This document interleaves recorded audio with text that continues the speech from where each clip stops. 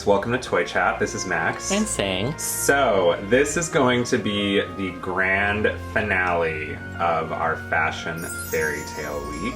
If this is the first Fashion Fairytale Week video that you are watching, you can check out the information and links in the description to learn more about it, and check out our other videos in this mini-series. We have been reviewing Integrity Toys dolls from 2017's Fashion Fairytale convention and some other fun stuff in the series. You can also stay tuned to the end of this video for some fun fairy tale facts and theories. In today's video, we are reviewing a very special doll from this convention. We are going to be reviewing 24K Erin Salston, y'all, which she was part of the convention collection, and she was most definitely the most popular. I mean, you can definitely say she's the most valuable at this point of the convention collection. Her resale prices are insane. We're not gonna talk about how much I paid for her on eBay, you know. I never ask a lady her age, but I do have her, and very, very precious, beautiful, coveted doll, and a really unique Erin, as you will come to see. This doll was inspired by the Rumpelstiltskin fairy tale. You'll definitely see a lot of connotations to that when we open her. So, jumping straight into the packaging, it's just the standard Fashion Fairytale Convention Collection packaging. She has the exact same box as Rainbow Connection Poppy, who we also reviewed. So if you want more of an in-depth look and explanation of the packaging, you can check out our previous videos. So we just open up her front sleeve in the Once Upon a Time waxy sheet to see her in all her glory. Very fun, unique look. Of course, accessory compartment at the bottom. So we're gonna unbox her and give you guys a closer look at the doll. Alright, so here is 24K Erin Salston out of box, and she's very gorgeous. She's a very unique face. So jumping into her screening, she has smoky goldish tan eyeshadow, but it's like very deep. She has really bright, like vibrant blue eyes. I think the biggest standout are her lips. Her lips are this gold lipstick color. And then for her hair, she has some platinum blonde waist length hair. The front is parted in the middle, and she has some gold threads tied to the front portion of her face. It kind of frames her face. And for her back of her hair, something you don't really notice if you've only seen the promo pictures, she has her bangs tied up on a separate ponytail, and then the rest of her hair is in a separate ponytail. But they kind of meet together, and they're tied with that gold thread. Yeah, and I think her hair in particular is a really cute association with the fairy tale, because the miller's daughter is said to have straw-like blonde hair that like glows gold in the sunlight, so very cute. So moving on to some of her accessories, she comes with a pair of gold studded earrings that kind of has a faux gem inside, and her necklace is kind of like this gold chain that wraps around her neck several times, but it is kind of parted with a couple little bars of like gold. It is tied in the back. Alright, so for 24K Erin's outfit, she has a thigh-length coat made of faux leather with a black panel design along the front. The coat fans out at the hips, creating two flaps that reach her knees, and there is a fluffy cotton lining on her collar, cuffs, and the bottom of her coat. It's very classy, and I'm tempted to say, I don't know if I personally have seen this texture color combination of pleather on an Integrity doll. It's really cool. I don't know why, it gives me such an impression of like a real coat. Mm-hmm. So, you know, it's interesting because it is a brown color, but there are still specks of gold on it. Sort of. Kind of. It's like a lighter brown, like it gives that impression. Yeah. But it is very staining. Like when we removed her from box, some of the plastic that used to protect it, that got stained. It is a very interesting design choice, like a coat that kind of like has two kind of like large flaps on the end. There's a lot of different like textures on here too, and colors, and I also really like the black lining inside up there. So Erin is also wearing a very large gold ring. It's an icon we've seen multiple times before, where it's, you know, it kind of looks like a lion face, but also I think has some connotations to the Versace logo. And she does also have pale gold nail polish to match her lips.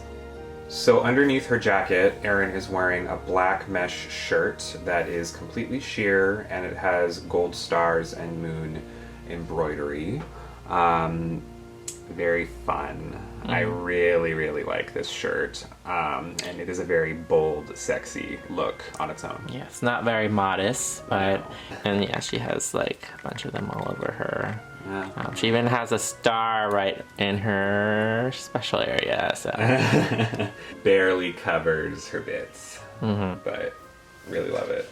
So for Erin's pants, she is wearing long black velvet wide-legged pants, and they have a really nice velvety texture to them. And they're definitely bell-bottom-esque in the cut. They kind of like fan out at the bottom, so you can't really see her shoes. So Erin is wearing a pair of black pleathery like ankle boots, and they are high-heeled. And they have a few openings, like a crisscross cut. They're very simple, but yeah, like I said, you cannot see them at all when she has her pants on. And, you know, they must have known ahead of time that this Erin was going to be ridiculously popular, because for whatever reason, she has a unique stand. And none of the other fashion fairy tale dolls that I've seen or are familiar with have a unique stand. But her stand is different. It's a matte white, and it has the Fashion Fairytale logo. As where the Fashion Fairytale logo has a white and gold color scheme on the usual stands, it has a blue and gold color scheme on this one. And there's a cute little pattern of stars and moons over it. So Erin does also come with a hand swap that has the same nails, it's just a slightly dingier post. Alright, so these are our final thoughts on 24K Erin Salston. Obviously, you know, this Erin ended up insanely popular. I can see why. You know, it's funny, I usually fall in like the opposite camp of a lot of like the really popular convention dolls, because actually it's really funny. You guys might notice a pattern in most of the convention collections from my experience. The ones that end up most popular are usually either the ones that are kind of the loudest, boldest, you know, like most unique out of everything else in the collection, or if it's something that was, you know, inspired by an older like Grail doll, people just go nuts and they, you know, usually though, those ones don't do it for me, but this Erin is definitely very much an exception, because I just think it's really, like I said when I talked about like the texture and just the aesthetic of the jacket, and the sheer, you know, top and the velvety pants. I think it's just so unique of what we get usually in Integrity dolls, and I think this is most definitely the most unique and striking screening of Erin that I've ever seen. It's just such a fun color pop. Now, do I think she's fully worth the really heinous resale prices she's going for right now? Kind of. You know, I mean, I just went ahead and splurged on her because these super popular Integrity dolls, like their prices only go up and up and up. And I'm just such a huge fan of the fairy tale theme in general, and I think she's so beautifully inspired by Rumpelstiltskin. I would say this is probably one of the most modern dolls from that collection, and it, you know, it's appropriate because she's New Face. And I think she's gorgeous, and I think she has two very different looks. When she has the jacket on, it's a little bit more classy, flashy, and when she has just the mesh netting top on, it's very sexy and bold. I think this Erin is amazing, and she's probably one of my most favorite Integrity dolls, period. You definitely get bang for your buck with her. I think if you were able to pick her up at her standard price, I think she would, you know, a very good deal. I never understood the crazy inflated price for her. She is, again, I guess, a very unique screening that you probably won't ever see again.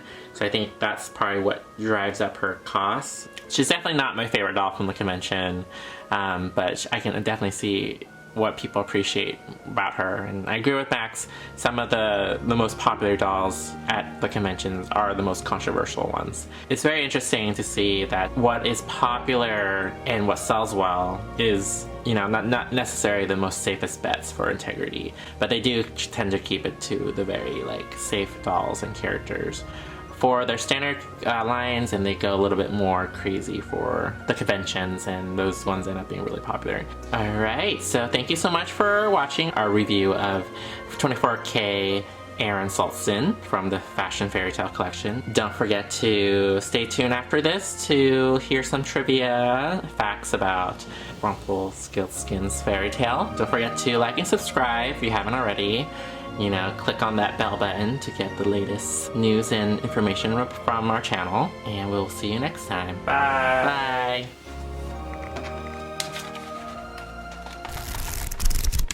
And now it's time for today's fairy tale theory. When you think of the fairy tale Rumpelstiltskin, it may be easy to assume that the villain is the notorious goblin himself. Literary theory, however, has asserted that the story of Rumpelstiltskin asks a moral question. Who is the worst of three men? The lying father who gives away his own daughter? A greedy king who threatens death? Or a mysterious little man who desires a child? The miller's daughter has a complex sense of morality herself, promising her firstborn child to a stranger under duress. Rumpelstiltskin is a unique fairy tale villain in that he gives the miller's daughter a chance to keep her child, as where most fairies or goblins would simply steal him. In some ways, the miller and the king are crueler to the daughter than Rumpelstiltskin himself. Perhaps he only wanted her child to raise as his own, because it could help him in some way? We, as the reader, are never told in the original story, and in fact, Rumpelstiltskin is never explicitly described as a demon or monster, so we can't assume his intentions. Who is the true villain?